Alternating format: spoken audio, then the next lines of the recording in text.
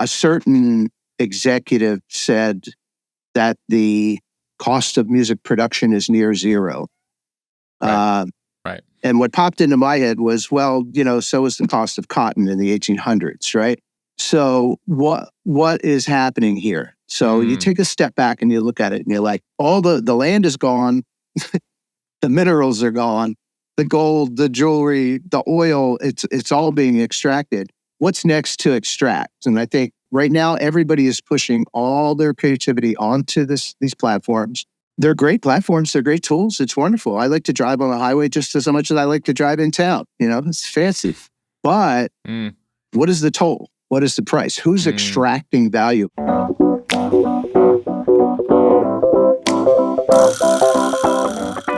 What's going on? Welcome to The New Music Business. I'm your host, Ari Herstand, author of How to Make It in the New Music Business, the book. Third edition is out now everywhere in all formats, hardcover, ebook, audiobook, all of that stuff. Today, my guests are Louis Marks and Fabian Brown of Ropeadope Records. If you're unfamiliar with Ropeadope, well, you're probably not in the jazz world. They have been around for 25 years now, the new legendary records, Ropeadope Records. And they've worked with everyone from Christian Scott to Greg Spiro and Terrace Martin and Questlove, Robert Randolph, Spanish Harlem Orchestra, Auntie Ballas, Taj Mahal, the Harlem Experiment, Dred Scott, so many people. It's not even, it's Sister Gertrude Morgan. I mean, the list is on and on and on, hundreds and hundreds more. I would encourage you to go check out their Bandcamp. That's where you're going to find their full discography. This was one of the most inspiring conversations that I've had in running this show and talking with these two guys, where we're at as an industry, where there is kind of this acknowledgement now that this experiment of streaming is just not sustainable for most artists, and it is not really the end-all be-all solution for most artists. And to hear this from a record label and to how they are evolving in this new music business and acknowledging this, but really focusing on elevating and lifting up their artists and being the support network for them was really encouraging and inspiring, and they're doing things in very innovative ways. And so I encourage you to listen to the very end, where they talk about how they are navigating this new industry now in this era that we're in, and supporting these artists, which, in the jazz world, many of them are not able to make a living just from streaming revenue. And so how are they doing that? And what does that support network look like? So we get into all of it. It was a very fascinating and illuminating conversation. There's an acknowledgement of, social media and streaming, and just the purpose that it serves, and how some artists can use it and how it can help them and lift them up. But also we talk about physical sales. We talk about downloads, Bandcamp, patronage, touring, what community means, how community means more than just your local geographic network. So really, really inspiring and fascinating conversation. You can find Ropeadope Records, like I said, on Bandcamp. That's kind of the primary place. But visit their website and read that About section. It actually got me real amped up for this conversation. And I believe Louis wrote it, maybe not all of it, but they go year by year, kind of exploring everything that they've done, and a reflection on the year since their formation in 1999 until today, 25 years later. So check out Ropeadope, pick up one of their records or a bunch of their records, and stay in touch with what they're doing. Sign up on their email list at Ropeadope Records. And their website is Ropeadope, that's spelled ROPEADOPE.com, and you can find pretty much everything there. You can find all of us that make the show happen at Ari's Take on Instagram, TikTok, Threads, X, all of that stuff. You can find me at Ari Herstand on Instagram. The most important thing, though, is go to our website, aristake.com, and get on our email list as well. That is the best way to stay in touch with us. We'll let you know about all the goings-on of the new music business and let you know about future episodes and everything else that we got going on. But right now, if you could just pause this episode, leave us a 5-star review, hit that thumbs up button, subscribe, follow, however you're listening to this. If you want to get more of our episodes in your feed, hit that thumbs up, subscribe, review button, all of that. All right, let's kick it into the show. Louis Marks, Fabian Brown, welcome to the show. Thanks for having us. Yeah. Awesome. So, Ropeadope is a as you're coming up on 25 years, I guess, just past, I believe, 25 years. I mean, you've established this legacy in the industry. I mean, in not just the jazz world, where you've been this staple for 25 years, and everybody. It is just a highly respected and appreciated force in this side of the music industry. But something that is besides just the wonderful music that you've put out and the artists that you've supported over the years, many of whom I've been fans of for a long time. Besides all of that, which is kind of what a record label should does, it supports their artists and puts them out and everything. Ropeadope feels like you're on this kind of higher, you have this higher mission.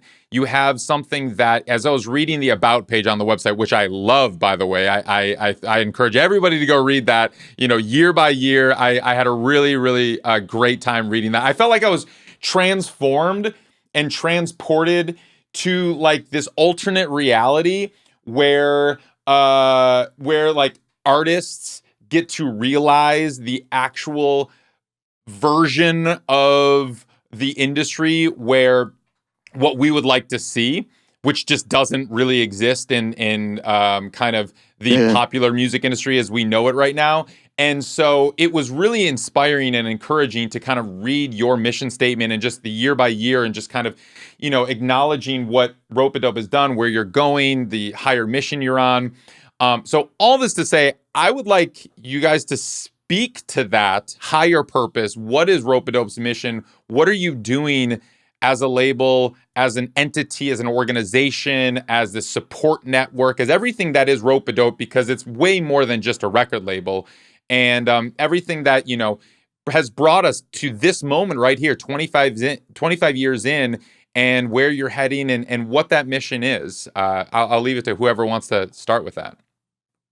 I'll start at the beginning because I've been around a little bit longer with the label. The mission, as you read on that site, is always changing. And the reason that it's always changing is because we're responsive. So we're not in control, in charge. From the very first record, a record label declined to release DJ Logic's album because nobody had heard of a guy doing solos on the turntables in a jazz band. So they just thought, that's weird. So we've been responsive. And then not just responsive to what the artist community is doing. And we found so many wonderful communities in different places around the world. But also responsive to what the industry is doing and then trying to represent the artists a little bit better within the industry. Nice. Yeah, my point of view is a little bit different. I come to Ropeadope in 2016. So that's, after a snarky puppy Grammy win, that's after DJ Logic, as Lewis is expressing, that's after a lot of momentum, in the industry.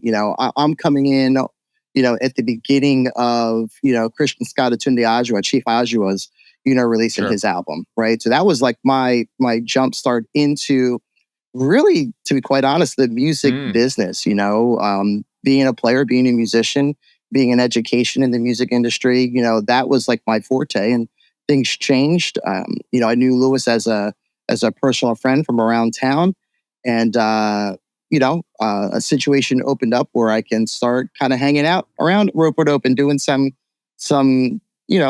work that needed to be done, and what I found out very, very quickly was the community of the Ropeadope artists are very, very, it's very rich, man. It's very, everybody knows everybody. It's a very small world, and on a lot of the releases that we have up to date are really a reflection of the community saying, hey man, maybe you should check out those guys over at Ropeadope. They might do you some justice when it comes out to your release. So, my perspective is coming in as almost as a fan, just like loving the art, loving the music, and then, not really having any business in the music business. And here we are almost a decade later, celebrating 25 years. That's great. I mean, you both touched on a couple words that I want to focus on. So Lewis mentioned responsive, and Fabian, you mentioned community.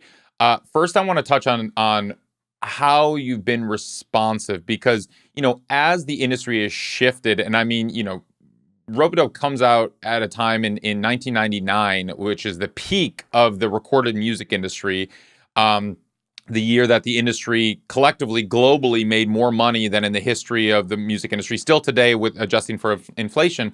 And you come out right as the industry starts to take a tumble. And not just a tumble. I mean that is putting it very, very lightly, very mildly. You come out at a time when the industry starts to crumble, and it really just starts this massive downturn, and it starts plummeting, globally.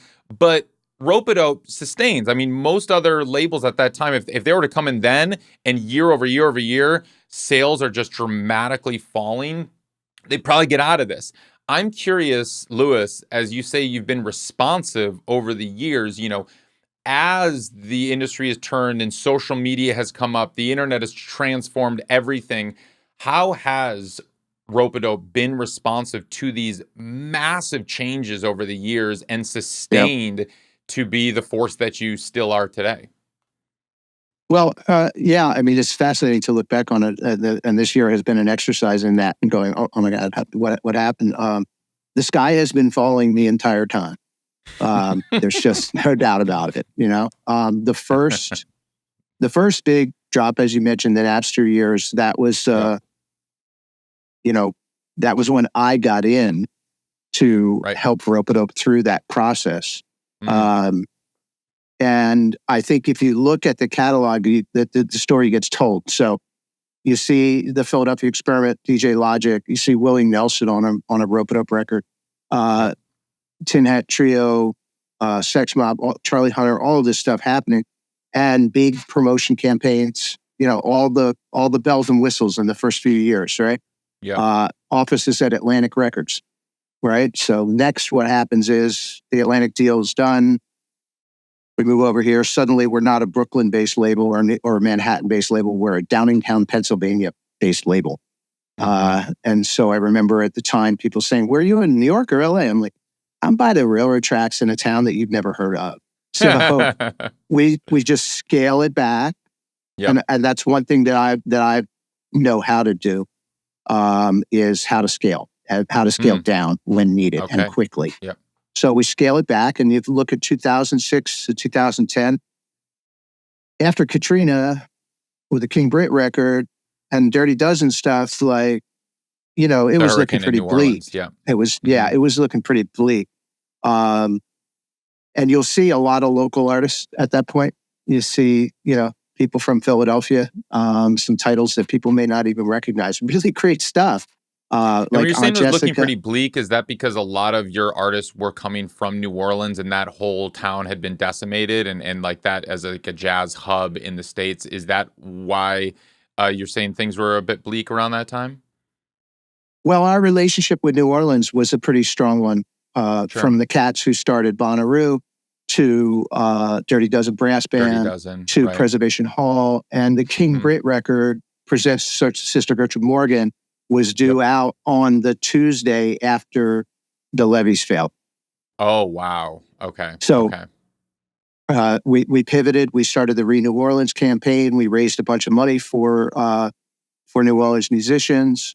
But we really, it was kind of like the last great hope in that record. And it's a great record. It's sustained us for many years with sync licenses, et cetera. But it was like, oh man, we can't get a break. And so you saw us contract quite a bit, local artists, smaller names.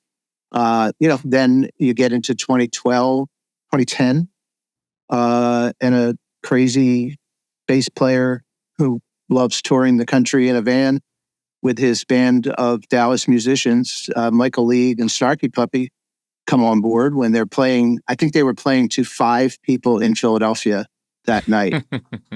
And of course we said yes. We're like, this is cool. Let's do this. And so then we scale up again and things start to grow again. At that point, a key change was social media.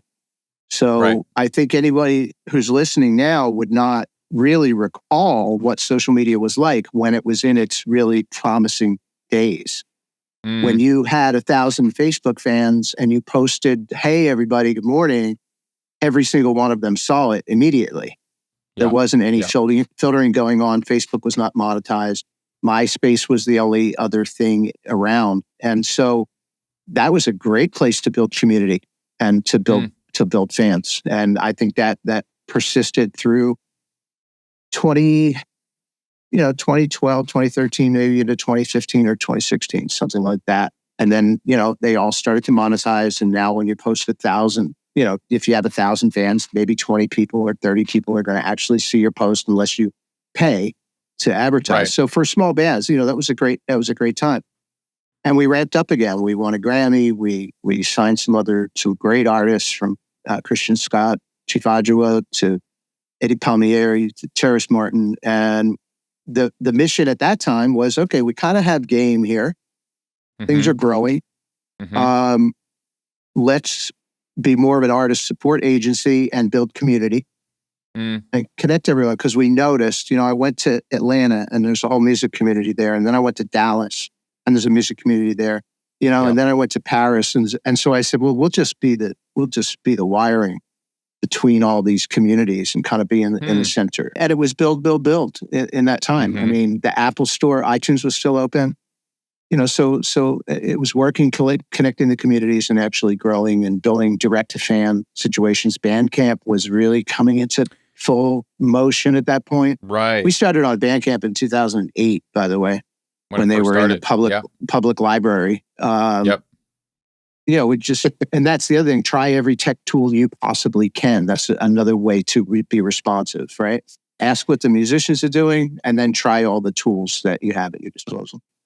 Well, it's this interesting push and pull that you've had with technology and with social media. I mean, in what you sent over, in just kind of like what you wanted to talk about, something that really caught my eye is you said technology has become a new form of colonialism, and I was like, damn, all right, like I'm gonna definitely need to get into that, because it's like, like you're saying, on one hand, there was the quote unquote, the golden age of social media, which, when it first came out, it did feel like that. And now we're praying to the gods of the algorithm and no one can really figure out what's going on. So, before we get into technology has become a new form of colonialism, because we're definitely going to get into that a little bit. Right. Right. Lewis, I can see you're ready to go. You mentioned, you also, you guys both have now talked about community, and, I'm curious, as Lewis, you're just talking about traveling to these other music hubs, non-traditional music hubs, I'd say, like outside of LA, New York, Nashville. It's like these kind of adjacent music hubs, or music hubs of more niche music. I don't know if hip hop can be considered niche or Atlanta is anymore, but it's like kind of these markets that are not LA, New York, and Nashville. And that you're developing community there. I think community initially, as we go like way back, and you think about like the 60s and the 70s, it's like community was kind of focused around a physical space, like in, the Village in New York, in the 60s or something like that. And then you have other, hubs in towns. And when I'm sure we were coming up in music, Fabian, like it was your local community. But now as a label that is global, I'm curious what you mean, Fabian, when you say community, and what, like, I would love to hear what you define as community in this context. It's as easy as looking at the liner notes. When I'm reviewing that, getting things ready to push out, it's amazing how many people are playing on other people's albums. It is like astonishing, to be quite honest. And it's also as easy as looking at, our Bandcamp and looking at the imprints, right? And seeing the community that the artists are putting together. The artists are collecting now. So for me, it's very traditional, Ari. It's really as simple as, hey, we've been playing with one another, we've been recording with one another. What is it that we can do and collaborate and connect together? What is the actual essence and meaning of this art that we're creating? And that's another key factor too. The cats that are on the label, they're coming to us with projects that are really speaking to essential things. They're speaking to cultural relevant items, things that are on their heart, things that are on their mind, and they're putting their music force to it. Lewis always says, we're taking it out of the record store and we're putting it in the museum, right? So when it comes to community, it's really giving, actually just getting out of the way, getting out of the artist's way altogether and saying, okay, cool. What's the bag? What's the deal? What's the story? What's the vibe? And how can we advocate for you? How can we put you in front of the right audience? What outlets do we need to connect with to perpetuate your brand and the story that you want to share? And we've been really fortunate and lucky, to be quite honest with you, Ari. Like, these guys are locked and loaded with very meaningful and purposeful things that are on their heart and on their mind that they want to share and express through their media. Yeah. And like Lewis said, it's kind of just like being the connective tissue. It's supporting them, going to these hubs and connecting Dallas to New York, or New York to London, or London to Germany, and so forth and so on. Really lucky in that regard. Yeah. I love that you say getting out of the way. And I'm curious how you do that with supporting the artist and elevating and connecting, while also giving this creative autonomy to get out of the way, quote unquote, or what that even means to get out of the way. Yeah, I mean, maybe I'll jump in, and Lewis, you can tag me on what you think. But Ari, everyone has their zone of genius, right? I'm not going to for a second pretend that I'm going to be more creative than the artist bringing their art to the table. Not even for a little bit, right? But what they're coming to us is what their weaknesses are, right? And maybe that's on the business side, or maybe that's on the marketing side, or maybe that's in the organizing your assets and putting all of the important pieces of the puzzle together to get out to DSPs, right? So everyone has their own lane, everyone has their own level of expertise, right? And everyone has their thoughts and ideas. So, coming to Ropeadope becomes a pretty cool, again, from my point of view, a pretty cool collaborative process, where, the egos check the door. No one pretends to know all of the answers because the shit's changing every single day, So what have, hey artists, what have you learned out there? You're in the trenches. We'll share what we've learned, working in this space for X amount of time, X amount of years. And together we can come up with a plan that's going to hopefully put you in front of your network, in front of your audience, that people are going to resonate with your message and what you want to do. Collaboration. You want to say. Yeah, as it kind of should be. It's the yin and yang, and it's kind of, right. You're filling each other's strengths and weaknesses, and playing off of each other. I like this concept of taking the record out of the record store and putting it into the museum. I'm curious, Lewis, what you mean by that concept, and what it means when to just kind of right, that to me, that's like creating a legacy, and creating, I guess, making sure that something becomes timeless versus timely of the moment. It's, speak to that a little bit more. Well, it's a heavy one, but here we go. Thank you for that question. I want to start by saying that what I've learned is we have to rethink the whole game. We have to start with our own minds about how we approach this. The music business is actually $1 trillion business. The recorded music business is 20-some billion, right? But the recorded music industry has, now I'm here at the record label saying that the recorded music industry has an oversized influence on the way people think. Like, just for an example, you mentioned, and this is not a criticism, but you said, and people say this all the time, we give autonomy to the artists, or we don't give them anything, right? So how did we get into that mindset first, that we're going to allow them freedom? Okay. It was already there. So the thinking has to shift. And the real problem is that these tech folks who we previously mentioned, their methodology is to devalue everything. Capitalism takes everything to a lowest common denominator, like Big Macs and chicken nuggets. And music is on the worst end of that deal. for some reason. Mhm, No mhm, one, mhm. everyone will tell you that they can't live without music, but no one will, not very few people will say, Want to pay here's for it.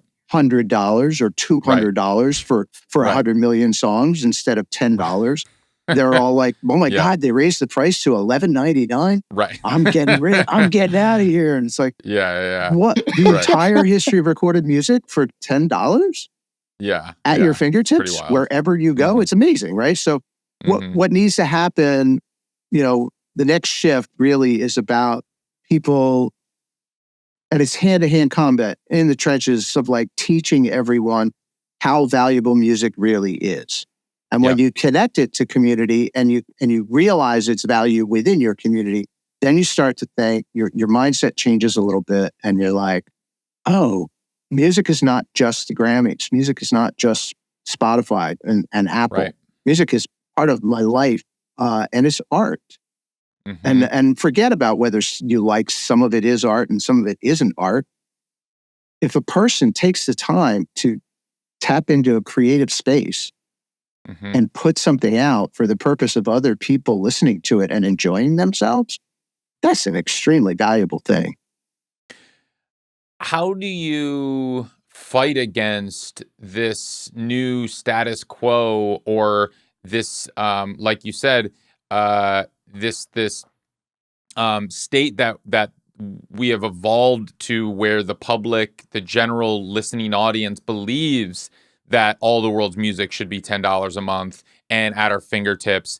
And how do uh, how do you position art in a way and establish it like it is in a museum, where it is supported and appreciated and acknowledged and respected, when that is so counterintuitive to what we have now thought and accepted, that what music is, which is a commodity, which is at least that's what the tech companies would like us That's what to they've taught accept and us. Yep. believe, that it's a commodity, Yep. and not a timeless piece of art.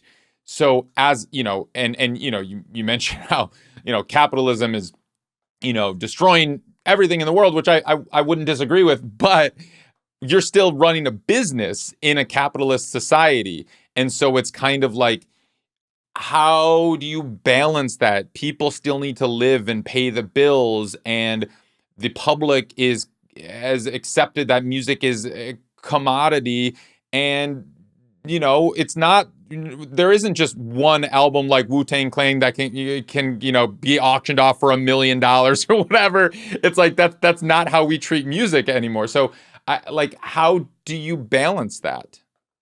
I want to say one thing, and then I want to turn it over to Fabian real quick because he Sure. could talk about where we're headed. Um, Okay. it's not the fault of the listener that we're in the state that we're in.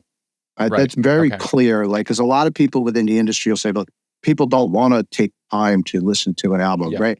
Everybody's just living their life, and they Sure. grab the most useful tool, which is basically just forced on us constantly by certain profiteering people, right? So Hmm. Hmm. it's no fault there. Um, but my statement at this point is, how do we fight? I'm done fighting.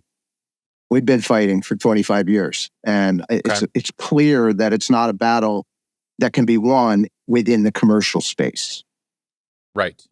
So let Mr. Brown follow up and say where we're Man, headed. that's such a great alley oop layup.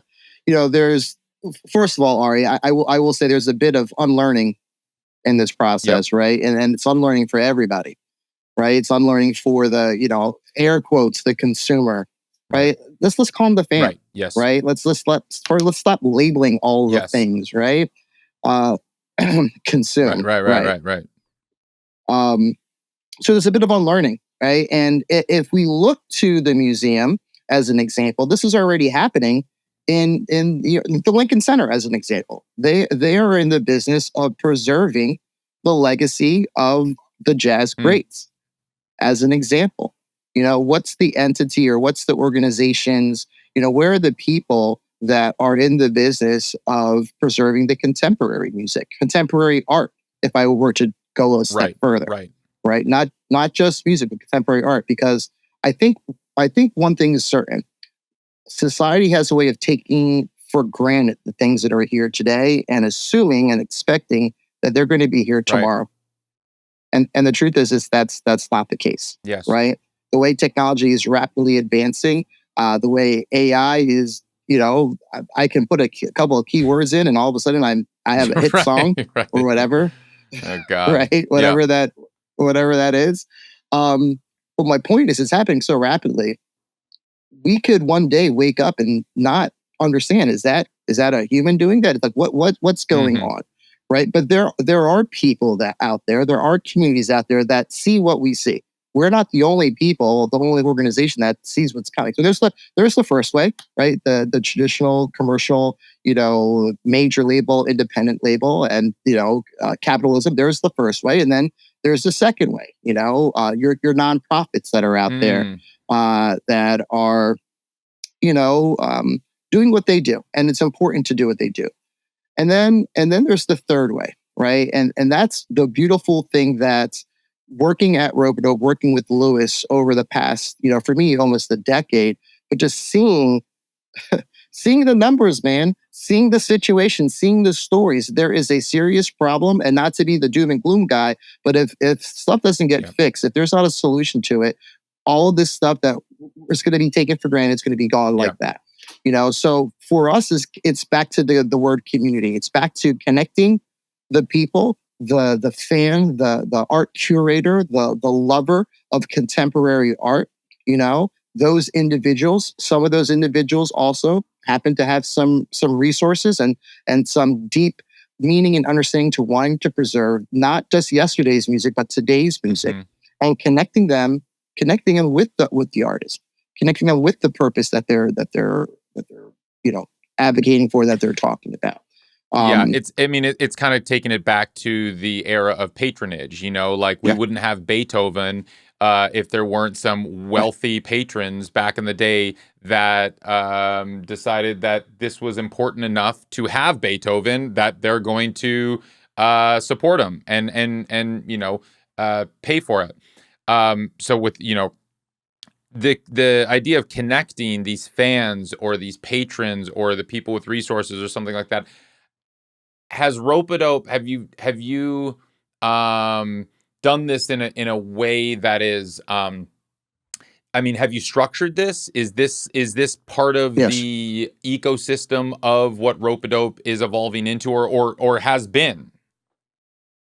In a sense, it really is what Ropeadope has been, except that the stated objective is that we're a company, we're a record label. We're supposed to follow all the rules of what a for-profit company does. We've consistently ignored those rules at our own peril. But what we've set up now is a new 501c3 called Third Way Cultural Alliance. That's where he was going with Third Way. And Ropeadope has agreed to work with Third Way Cultural Alliance to release music that the organization funds. And the goal of the organization is to raise a huge endowment, and where it can operate from the interest or investment income from that endowment and directly fund artists' albums. So from the artist perspective, we see it day in and day out. It's like, you pay this much to make the record, you pay this much for radio promoter or publicist or advertising or everything, or losing money on tour, right? We just want to take the making the record part out of the equation for the artist. Right? So the person will submit, they get funded to make a record. We've already had some test cases, and it works nicely because from our perspective, the album gets made. Yeah. We have a lot of artists that we've lost in recent years who had albums ready to go, but they never got done. Oh, wow. Okay. Yeah. So, well, I love that. And I think, I love that this is acknowledging that the current structure of the music industry, the business as we know it, is not sustainable for most artists. However, there are patrons of the arts that want to support artists. They don't have an infrastructure to do that, so you're creating an infrastructure, and you're being the connector from that, which is great, and I love to see that. I'm curious. You mentioned, Fabian, earlier about the re-education of fans.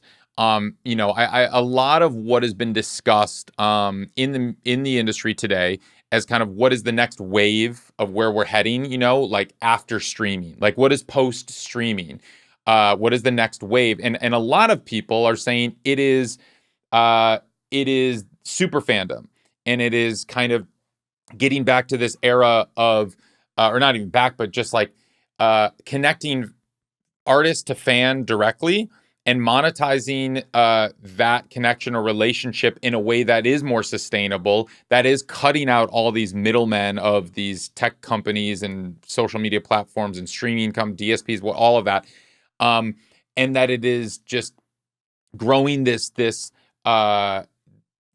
connection. But I'm curious from, what does it mean to you when you say, like, let's focus on the fan or let's focus on the re-education? What does that mean in practice?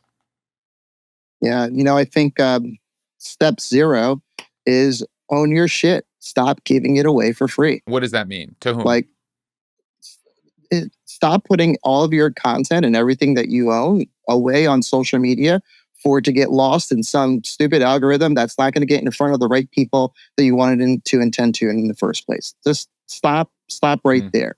Second is, you have a microphone. Artists, you have a microphone. You have a platform, right? Use that wisely to re-educate people on what it is that you are actually trying to do, what you're actually trying to say, right? We're not shopping at Walmart. We're not going in and trying to get, all the jumbo, rolls of toilet paper. Stop all of that. I mean, like I'm just, it's really, it sounds so simple and it sounds so basic and fundamental, but at the end of the day, it really just comes down to, do you have control of your list? Do you have control of your audience? Are you connecting with these people on a daily basis? What kind of conversations are you having with them? Are you learning about what it is that they want to listen to and what they want to speak to? How are you bridging those connections? How are you building your community? I think it really just comes back to the basic and fundamentals of just, having relationships, Ari. That's really the beginning of the learning process, in our opinion, because a lot of musicians, a lot of artists, they're chasing all the things. Right. They're chasing all of, well, how many streams did I get this week? Right. Am I positioned properly to win a Grammy? Right. Sometimes if you ask, well, what's your goal? They give you some, surface level. I want to get to the next level. Well, what does that even mean? Right. So I think it's just having conversations with artists to first understand their value and understand their worth and understand what that means in the bigger picture of what we have here in today's world and society. And then giving them a step-by-step process. So let's talk about that step-by-step process, because I think everybody listening right now, including myself, is not in our heads in agreement. It's like, yes, let's develop that relationship between artist and fan. But the challenge and why artists kind of spin their wheels and chase, as you said it, everything in every direction at the same time, is because there isn't a cohesive infrastructure or understanding for what an artist should do to develop that relationship to just survive. Because I think most artists are out there saying, like, I don't need to be famous. I don't need to win a Grammy. I just want to make a living. I just want to, like, actually survive doing my art. And that infrastructure isn't there unless you're getting millions and millions of streams. And then they're like, oh, that's clear. And how do I do that? I go viral on TikTok. Okay, so that's what I have to do. That's the key to this industry right now. This is what I'm supposed to be doing. And so it's like, okay, if that's not the answer, because I don't think anyone wants that to be the answer, and it really isn't. What is the answer? Like, when you're talking about this, like, give me the blueprint, or give me at least like something that an artist can be like, oh, that's what I should do. Is it like Bandcamp? Is it Patreon? Is it like another platform I've never heard of? It like what is it specific? Is it a record club? Is it, like, give me something concrete that an artist can be like, oh, that's that's the light bulb. I should have been doing that, or I will do that, or something like that. Oh man, I wish I had that one thing that I could just say, here it is. But the first thing that comes to mind is this ridiculous analogy of, imagine you go out to the baseball park and you have to pay to get in. And somebody collects your money, and then you can go up to bat every time, and they get paid whether you hit the ball or not. And they say, swing for a home run every time. They get paid more for a miss than they do for a hit, right? So that's the ecosystem. So stop looking at this ecosystem for that answer, because this ecosystem is not built in your favor. Whoever owns a ballpark is the one who's collecting. So I say recalibrate what success looks like and get a longer term plan. Right? The minute you stop thinking in their short term, give away your creativity mentality, that's when you start to find answers. So what is success? We have artists come to us and they'll say, no, I just want to get to the next level. Like I hear the vague things change from time to time. It used to be, I want to get a Grammy, or I want to sell 1 million records. And now it's like, I just want to get to the next level. Or, I just want somebody to answer my email. But they're putting their goal in the wrong place. If you lived a life so far learning how to play music, going to college, paying for college somehow, and getting a job, and then you also had a music career, what does that look like? Right? Because now your brain is not in the home run park mentality. It's what do I want long term? Now, then you can take very practical steps within the recorded music industry to make that work. And the questions that are going to come up if you're in that mindset are, how many albums should I release? When should I release them? What is my net? What people do I know? Who knows me? And how can they help me? And you start breaking this off in little fragments then, and taking the kinds of steps or base hits that will get you to the goal. But if you don't know what the goal is, and yes, the goal is make a living. It's everybody's goal. But if you've demonstrated that it's probably not going to work within this particular segment of the recorded music industry, then why are we still here? Why are we still swinging? So take a longer term approach and then begin to strategize. We have an artist, Vernon Reid did a record with Jamaldine Takuma and Calvin Weston, and they just said, no, don't put it on DSPs. So it's been 2 years. How did that go? Well, nobody's calling saying they're disappointed. They're selling CDs at $17 a piece. Their goal was not, let's hit a home run on Spotify and get playlisted and all of this. They didn't think about that. Another example, something I thought was, and I put this in my book, I thought was one of the most brilliant album campaigns of the modern era was what Esperanza Spalding did with her 77-hour record. I'm not sure if you guys are familiar with this. I remember that. Basically, it was, she recorded her album in 77 hours, not recorded, I'm talking wrote, recorded, produced, mixed everything in 77 hours. And it was live streamed. It was like Truman Show. There were cameras all over the studio.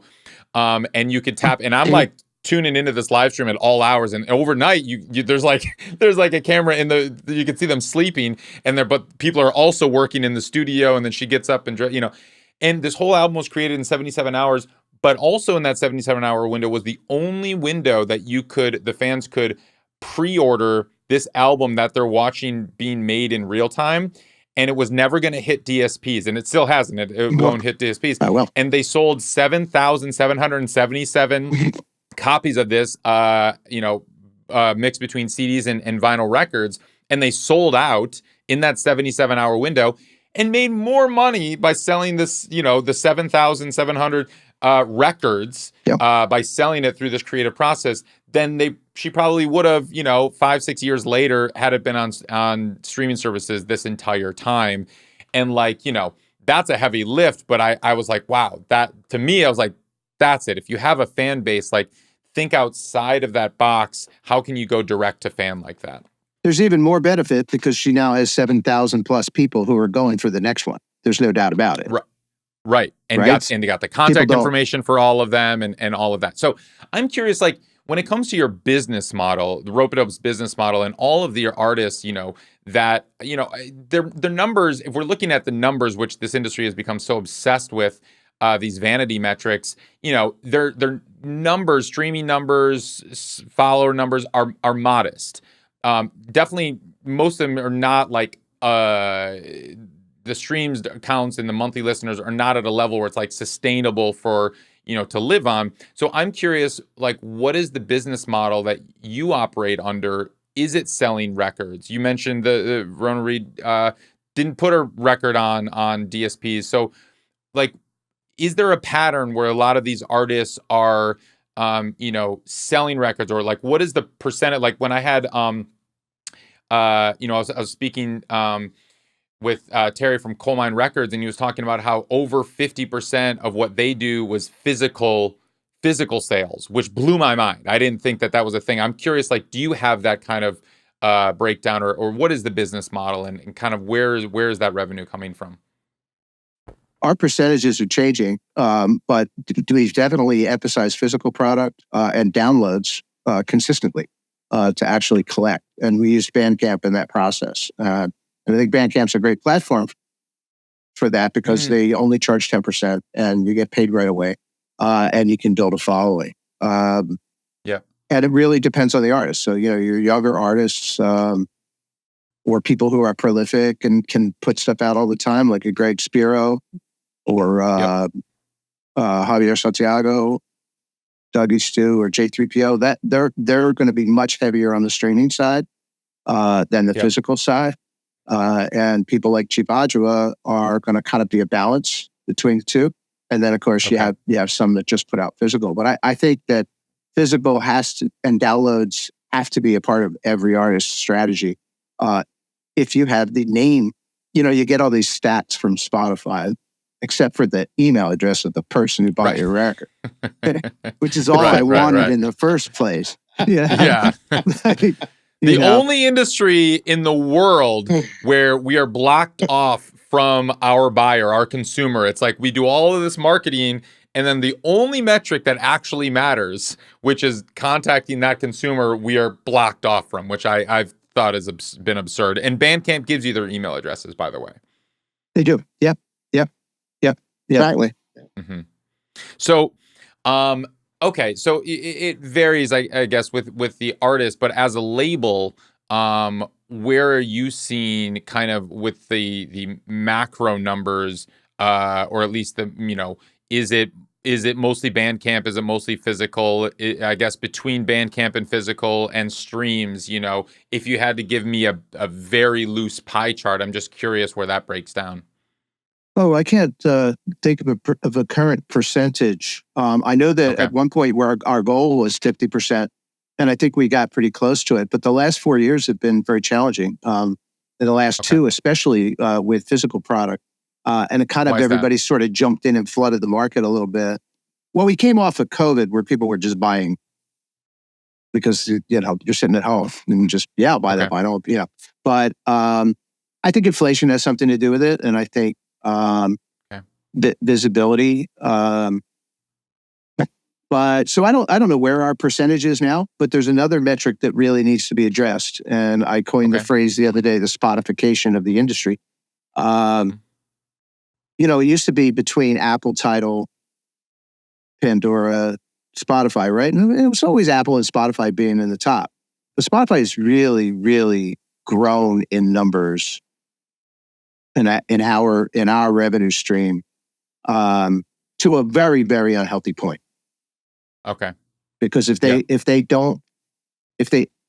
have the control to not put it in front of someone or put it in front of someone at any point, they control that. If they did that for an artist or some artists on our label, we have some real problems.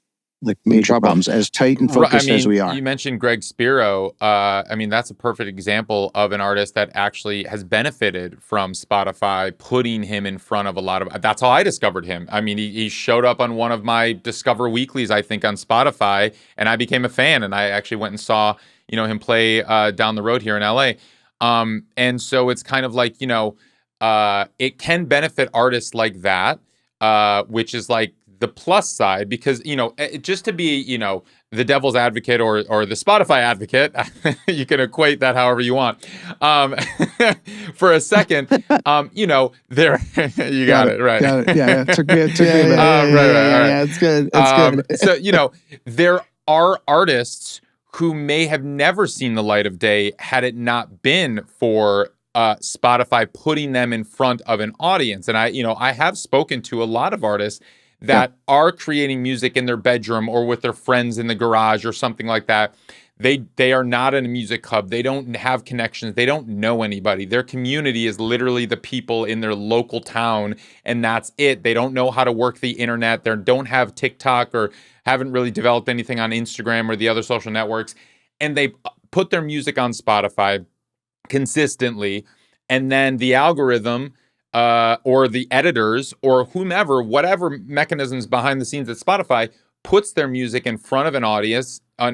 It's good. It's great music. And now they're actually are living off of their royalties and revenue from Spotify. So that is the other side of it, where, as much as we do like to demonize streaming and Spotify and talk about how it's not sustainable for most artists, which is correct, it has given a pathway for some artists to find an audience that they would not have found with a revenue stream that they may have never gotten historically. Yeah, I mean, it's really important to issue this disclaimer at this point from the Ropeadope chair, the third way chair, and that is, we represent a particular segment, right? Yeah. And those are people who make albums and put a tremendous amount of energy, thought, and care into a concept, right? So from where we sit, I mean, I'm happy for Greg Spiro. I'm happy for DJ Harrison. And, there are people that have done really well in discovery mode, and I think it's fantastic. The problem is for every one of those, there's 10 to 15 from where we sit that have dropped. Absolutely. The middle has dropped out. And that's when we say it's not sustainable, that's what we mean. We mean it's not sustainable for the kinds of artists that we represent. If you could drop a single on a regular basis and just and keep that going and have it be fun and enjoyable for the listener, fantastic. That's great. Yeah.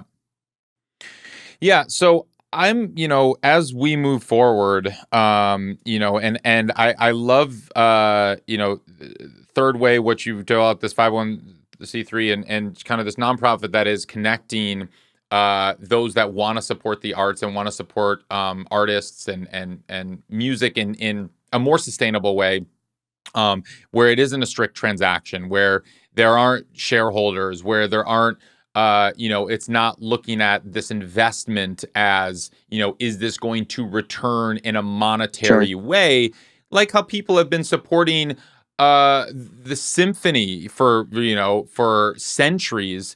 Like how people have been supporting art museums. We haven't really had that in contemporary music, definitely not in pop music. And, it's nice to see that this is developing. Do you see, now I know that this is a kind of a new endeavor that you guys are going down this path, but do you see that this is or could be a solution? Is this sustainable? Is this scalable? Are there enough patrons out there to support artists or communities and that kind of stuff? I really do think there are a lot of individuals, again, that have resources and are already contributing towards the things that they're passionate about.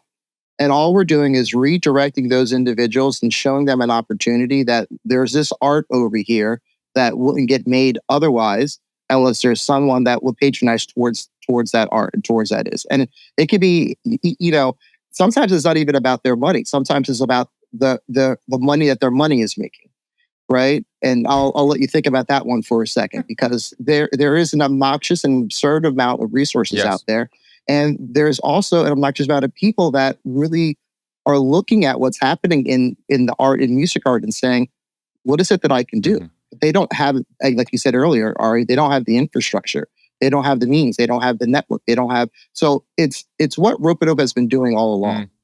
All we've been doing is seeing groups of communities of people in different marketplaces and saying, hey, do you know this guy? You really should, because if you had a conversation with them, you'll discover there's a lot of common denominators, that there's a lot of mutual interests that you guys share. Mm-hmm. So it's just about putting those people and putting those communities together. So do I see it as a sustainable way or as a scalable way? You know, we'll soon see about the scalable piece, right? But do I feel that it's sustainable? 100%. We already are in the act of doing it. That's great. And what does it look like in practice for these patrons, supporting this? Are they getting, is it like a record club where every record that comes out on Ropeadope, you send them, or do they, are they getting like, tickets to the shows, or is there an exchange like that? Or is it just like, support this like you donate to a charity and you just get the goodness, the feeling that you're helping out the greater good? What does it look like in practice?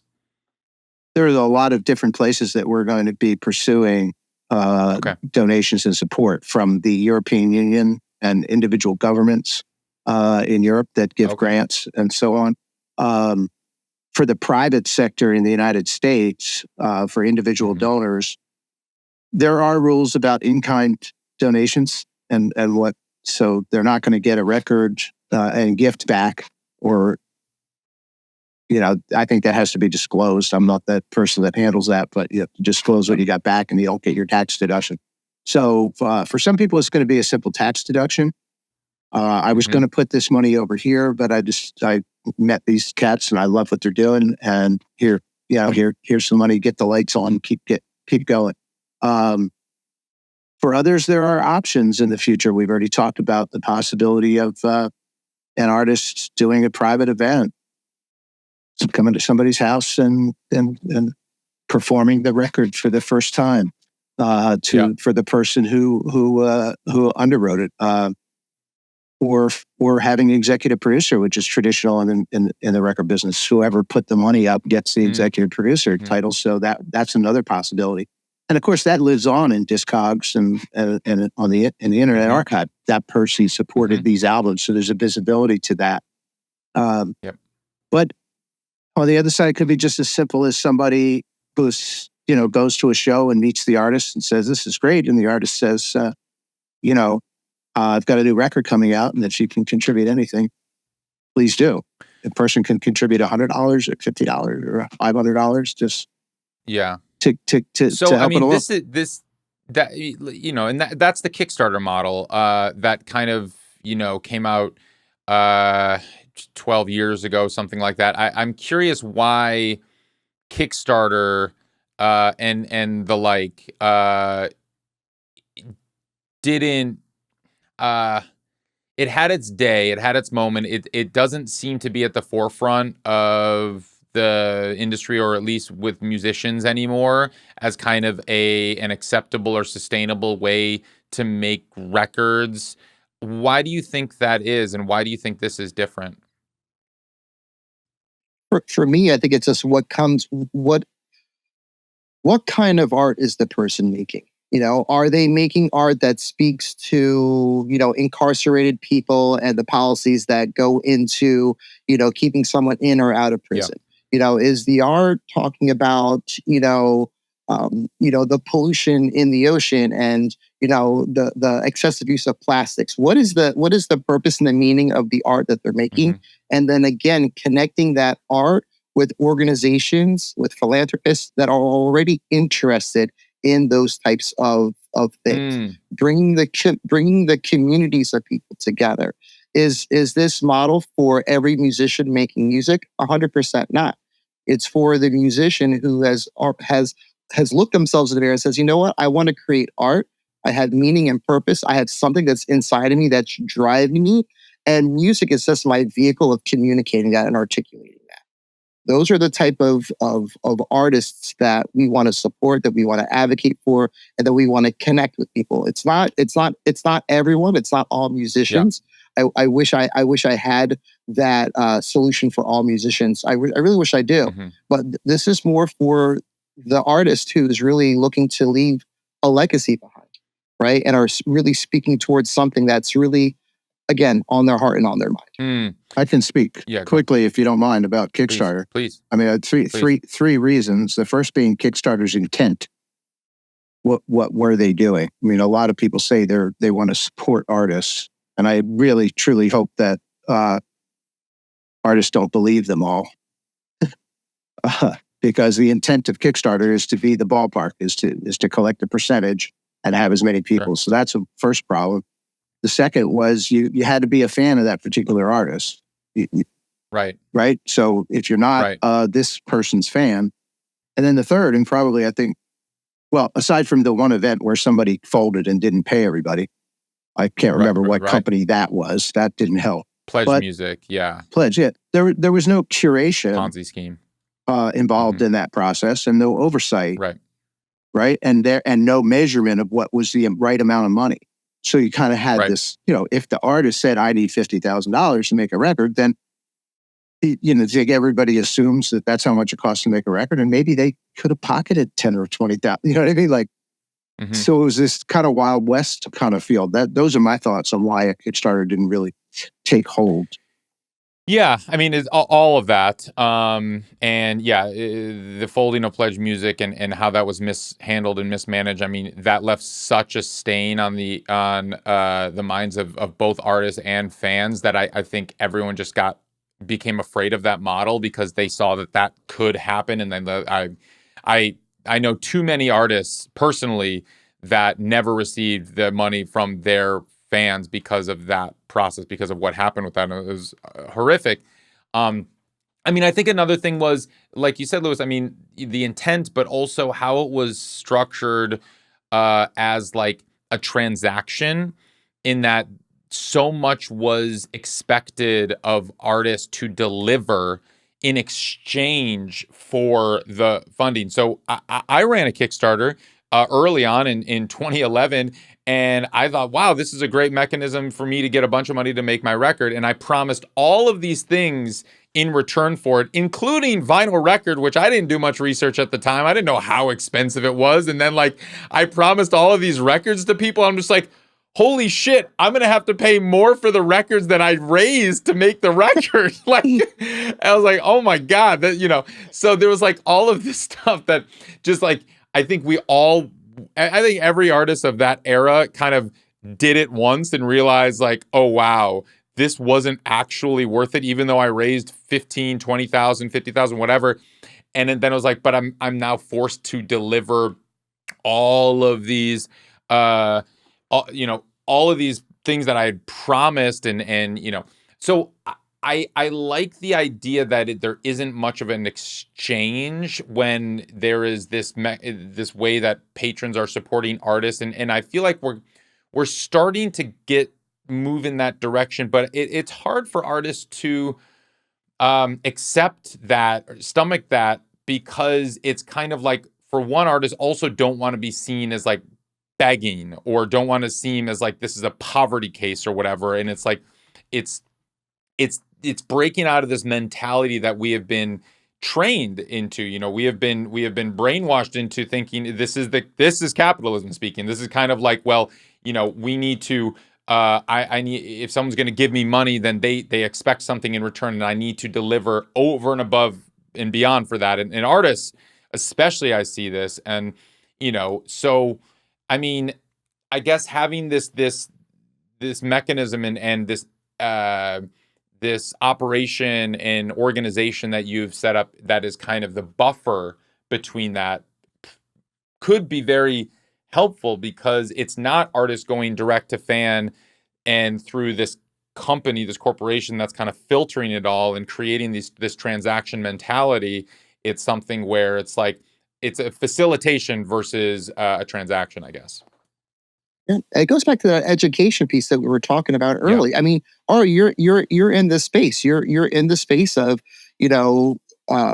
unlearning, helping, and educating artists that there is another way to do things, right? And a part of Ropeadope's mission undeclared is really giving an opportunity to hear where the artist is currently at, where they want to go, and to give them the resources and the means to be able to get there. And sometimes that's a conversation about how they're thinking about the whole entire process and what their expectations are. Sometimes this is as easy as tempering the expectations or elongating those expectations. Like, look, this is where we're at today, and we have to do X, Y, and Z in order over the next 2, 3, 4 years, or 2, 3, 4 records to get to that ultimate goal that you want. You know, it's not a paint by numbers. It's definitely a case by case, you know, contingent on where the artist is currently at, where they want to go, and specifically what it is that they're speaking towards. I mean, that is the main thing here. It's not just about creating great music, but it's about the purpose that music serves. So you mentioned this a few times now of just kind of what they're speaking to. And, you know, I feel like throughout the history of music, there have always been artists that have been speaking towards social change, or that the message has been bigger than just the music, and that there is meaning within the art that is not just the notes or the paint or the timbre and, you know, the mechanics that it takes to create that sound or that visual piece. And I feel like that was most ripe maybe in the 60s, but throughout history, we have had artists that have spoke to something more. Now, I feel like it's not maybe driving culture as much and driving the message as much as it once did. And maybe it's because artists feel that they're not as supported, or that it's not as accepted, or that it isn't a way necessarily that they can survive or make a living, or there isn't that infrastructure that enables the artist to speak to these issues. But I'm just curious. I just kind of want to open it up to you guys. When you know, I know that there's this higher message, this social change component that you've spoken to a few times, and Lewis, even getting back to what we talked about at the beginning, what technology has become the new form of colonialism, and what that means, and all of this. This is the higher purpose that I think we started with, and I'm just coming back full circle of like, speak to that higher purpose, speak to how you battle with technology, how artists can use this as the give and take and find that audience, but not, you know, bowing down to the gods of technology. This is great. Thanks for bringing it back to that as well. Yeah. I mean, music is life. Like it's so important to us. So in and of itself, it is the higher calling, or the higher mission is to preserve music, to have music. And I think if you just kind of stay in that headspace and then work accordingly, then you're not going to be disappointed by the commercial music market. Like, people still go see the Mona Lisa. I mean, there are probably a zillion copies printed since who knows when, but you still go, right? So in the process of understanding that, and I mentioned the baseball field analogy previously, but like, it's very clear. I made that comment off the cuff when a certain executive said that the cost of music production is near zero. Right. And what popped into my head was, well, you know, so is the cost of cotton in the 1800s, right? So what is happening here? So you take a step back and you look at it and you're like, all the land is gone, the minerals are gone, the gold, the jewelry, the oil, it's all being extracted. What's next to extract? And I think, not to get weird, but the Matrix got it wrong where they had the bodies plugged in. It was the brains plugged in. So right now, everybody is pushing all their creativity onto these platforms. They're great platforms. They're great tools. It's wonderful. I like to drive on the highway just as much as I like to drive in town. You know, it's fancy. But what is the toll? What is the price? Who's extracting value? And it's a really tricky, it's genius that they can extract value. And everyone can have the hope of being an influencer or a successful musician. So that's what I meant by colonialism. Yeah, no. And I forgot what the question was. You answered whatever it was perfectly. So yeah. No, that I think we were all irked by that statement, that music is, the cost of music is near zero. But I think that framing, at least for me right now, really hit home as what is that really implying? Well, for him, it Yeah, is. and that's For him, the cost of music is actually zero, right, and he's extracting right. lots of money out of that. Yeah. So, Yeah. So Fabian, I want to have ask you for the final word on this, because you've spoken to this a few times now, just on kind of the social change component, and just like this higher purpose for the artists that you're working with, and that and connecting with, and helping facilitate those connections with like-minded individuals that do want to support that message and meaning. Yeah, I think it's just really, again, the artist being really clear on what their message is and understanding that there is an audience greater than, Smalls, or greater than the local venue in the marketplace. Sometimes the thinking is limited, right? Sometimes they think, well, the only venue that I could be performing my art is in this club that's going to pay me $250 for, 2 sets, or whatever it is. And that's Right. just not Right. the right thinking, right? Or that's not just the only way to think. Yes, please perform at that small venue in New York City, because that is important. Don't stop doing that. But also, don't put all of your eggs in that basket. I guess I could just sum it up by just being diversified with how you're thinking, and being diversified in who you're connecting and talking with, and who your audience is, right?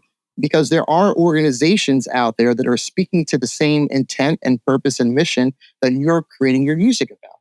So why not reach out and connect with those organizations, right? Because any kind of event or any kind of function, what do you normally have at those things? You normally have music, you normally have food when there's gatherings of people, right? So take your art and don't just play at the small little club, but find the organizations and the people that are also speaking and in alignment with what your message is. I just think it's just a little bit more creative thinking. That's all. It's really, it's a shame, because once we're indoctrinated throughout school, throughout everything, that this is the way to do it. Like everywhere we turn, it is very difficult to change beliefs. It is a big problem to change beliefs, right? So again, our mission: start small. Work with a handful of artists, a handful of philanthropists. Make sure that we're connecting and we're doing the right thing, and we're making good music, and we're connecting good people with one another, right? And then as far as that scaling piece, one step at a time. Let's see where that goes. Fabian Lewis, thank you so much. This has been a really great conversation, and the puppy agrees. So I have one final question that I ask everyone who comes on the show. What does it mean to you to make it in the new music business? Lewis, why don't you start us off with that?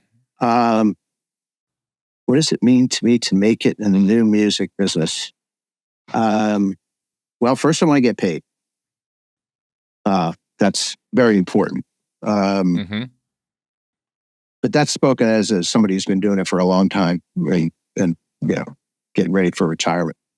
To make it, I think having the respect of the community of serious musicians, for me, is really, really important. I think having a reliable and broad network of people for the good times and for the down times, right? To really have like-minded or just allies and advocates that I can call on and that can actually support me. And the last thing I'll say to make it in the music business is, to stop fighting and competing. I don't want to be acting like this is the Coliseum and we're all a bunch of gladiators trying to get something from somebody else. I can't. That's not making it for me. Right on. Fabian. The gladiators thing got me. Lewis is absolutely right. I think it's about your network and your community, and surrounding yourself with individuals and people who are visionaries themselves and who have skills that you just don't have, right? If you can put yourself around people who are all moving towards a direction, and again, the dogs are agreeing with me. If you can put yourself in, Yeah. my final point, Ari, is if you can put yourself in a situation where you're connected with the right people, magical things will happen. You got to get out of your own way, right? Know what your skill sets are, what your strengths are, and find people who can supplement the areas that you're not so strong at. Love it. Fabian Brown, Lewis Marks, thank you so much. That was great. Thank you, Ari. Today's episode was edited by Ari Davids with music by Grassroots District and produced by all the great people at Ari's Take.